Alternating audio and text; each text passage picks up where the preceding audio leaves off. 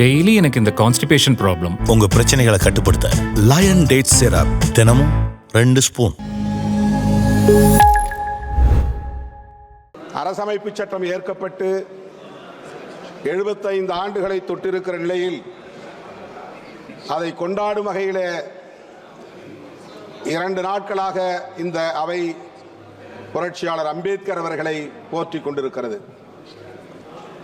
புரட்சியாளர் அம்பேத்கர் அவர்கள் 3 ஆண்டு காலம் அல்லும் பகலும் அயராது உழைத்து ஒரு புதிய இந்தியாவை, சமத்துவ இந்தியாவை கட்டமைப்பதற்காக இந்த நாட்டுக்கு ஒரு அருட்கொடையாக வழங்கிய சட்டம்தான் இந்திய அரசமைப்பு சட்டம்.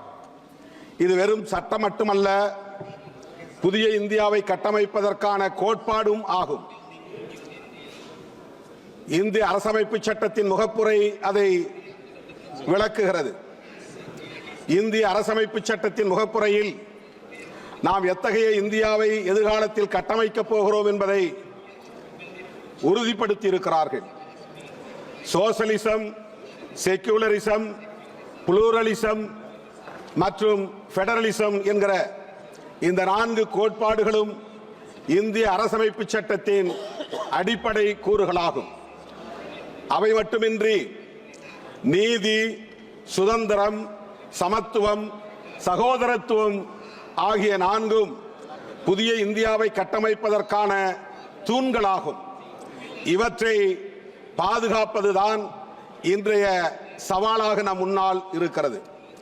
இங்கே உரையாற்றிய மாண்புமிகு உறுப்பினர்கள் பலரும் புரட்சியாளர் அம்பேத்கர் அவர்களின் பெருமைகளை பேசுகிற அதே வேளையில் அவரை எதிர்த்தது, அவருக்கு துரோகம் செய்தது நீயா நானா என்கிற வகையில்தான் விவாதங்கள் அரங்கேறிக் கொண்டிருக்கின்றன. எந்த அளவுக்கு இந்த 75 ஆண்டு காலத்தில் அரசமைப்பு சட்டத்தை நடைமுறைப்படுத்தி இருக்கிறோம், வெற்றிகரமாக அவற்றை நடைமுறைப்படுத்தி புதிய இந்தியாவை கட்டி எழுப்பியிருக்கிறோம் என்பது குறித்து உரையாடல்கள் இல்லை என்பது வேதனை அளிக்கிறது.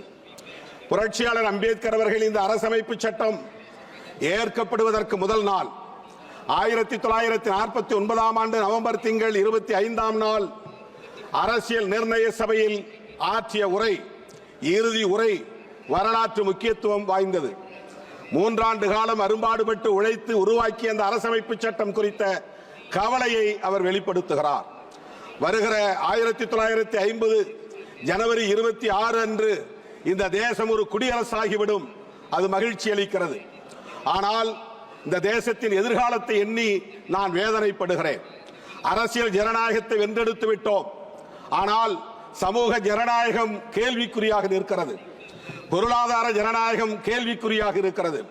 இவற்றையெல்லாம் எப்படி நாம் நடைமுறைப்படுத்த போகிறோம் என்கிற வேதனையை அந்த உரையிலே பதிவு செய்திருக்கிறார். சுதந்திரம் இல்லாமல் சமத்துவம், சகோதரத்துவம் இங்கே நடைமுறைக்கு வராது. சமத்துவம் இல்லாமல் சுதந்திரமும் சகோதரத்துவமும் இங்கே வெற்றிகரமாக இயங்காது. ஆகவே இவை ஒவ்வொன்றையும் தனித்தனியே பிரித்துவிட முடியாது. சுதந்திரம், சமத்துவம், சகோதரத்துவமாக ஆகிய 3ஐயும் ஒரே நேரத்தில் நடைமுறைப்படுத்துகிற போதுதான், வெற்றிகரமாக நடைமுறைப்படுத்துகிற போதுதான் இங்கே சமூக ஜனநாயகத்தை நாம் உருவாக்க முடியும் என்கிற கவலையை பதிவு செய்கிறார். அதற்கு இங்கே தடைகளாக இருப்பவற்றை தூக்கி எறிய வேண்டும் என்று சொல்லுகிறார். சகோதரத்துவம் இல்லாமல் சமத்துவம் இல்லை. நாம் அனைவரும் ஒரே குடும்பத்தை சார்ந்த உடன்பிறப்புகள் என்கிற உணர்வை பெற வேண்டும். இது தேசம் என்கிற ஒற்றை வடிவத்தை இன்னும் பெறவில்லை. இது தேசமாகவே இல்லை.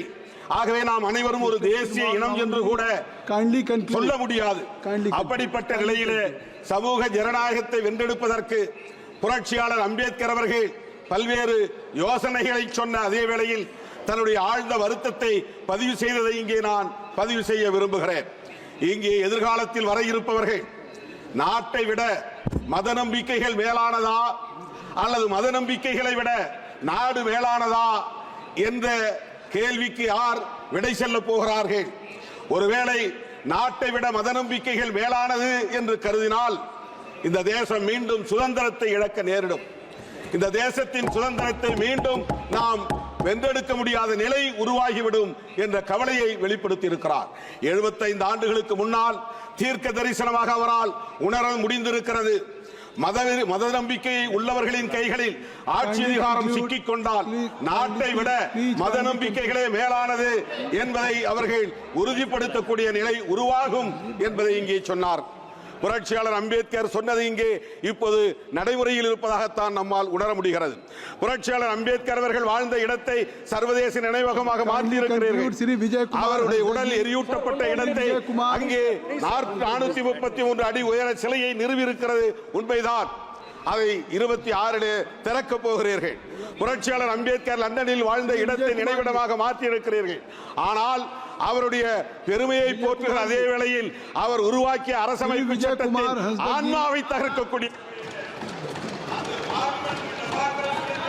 ஜனநாயகத்தை தகர்க்கும். Already you have taken more than your time. Already you have taken more than your time. Please kindly conclude. Vijay Kumar Hansda ji, please. Vijay Kumar. Sir, मैं बोलना आरंभ करता हूं और धन्यवाद देता हूं कि आपने मुझे कॉन्स्टिट्यूशन एडॉप्शन पे बोलने का मौका दिया। सर, इधर हूं। हो गई बात। और हो गई। I have already given more than 3 minutes more. Kindly conclude. Single minute. Kindly conclude. Sir, single minute. பொருளாதார அடிப்படையிலான இடஒதுக்கீட்டு முறையை இங்கே சட்டமாக்கி இருக்கிறீர்கள். இது அரசமைப்பு சட்டத்திற்கு எதிரான தாக்குதல். ஆனால் schedule cost, schedule tribes, OBC மக்களுக்கான இடஒதுக்கீட்டிற்கு சட்டம் இல்லை. श्री विजय कुमार जी, धन्यवाद.